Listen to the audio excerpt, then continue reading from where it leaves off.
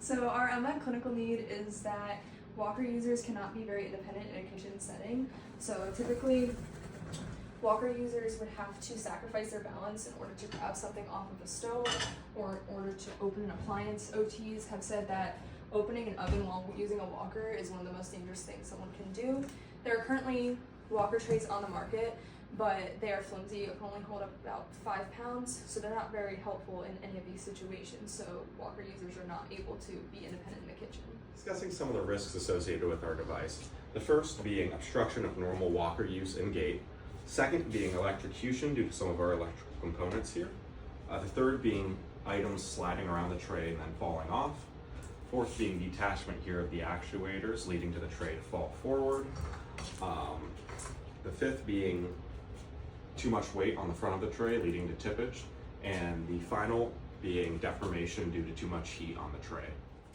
Okay, so far the killer experiments we've run include testing 10 pounds of load on the fully assembled tray, moving it easily even with the added loads to the walker, as you can see, and it also lifts up to 36 inches, which is standard counter height. As you can see, it's a little bit above that, and it also expands out to fit this standard walker and also bariatric walkers. Some of the way we've accounted for hazards in our design include adding counterweights to the back to prevent it from tipping over when it's being used. We also are going to create an electrical box that'll prevent short circuits and electrocution that will be waterproof.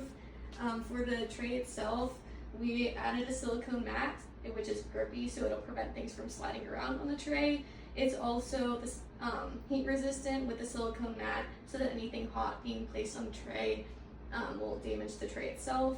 The tray itself is translucent, which prevents tripping from anything that's going to be underneath your visibility there. And it's also collapsible so that the user can use the tray as normal. And then there's little resistant as I'm moving this walker as well. Okay. Alright, so for some verification testing of this device, we're going to start with static load testing of the tray to make sure that it can hold 15 pounds. We're also going to do some material testing of the casing devices and the batteries to make sure it completely seals off any water or any sort of spillage that may happen. We're also going to test the weight of the walker and make sure that it's under 20 to 15 pounds, that's easily usable. And we're also going to make sure that this is easily cleanable with dish soap and that you can clean the mat and the tray itself. And to validate all this, we have occupational therapy students that will be able to test this as they know their archetype very well. So the way that they're going to test this is they'll be able to walk over to a device, such as a pot on the stove, easily place it onto the tray, lower it to the desired height, and as this is lowering, they can move this across the kitchen to where they like to go, per se a table. Make sure that it goes to the desired height. Easily stop the tray and simply just slide it onto the table.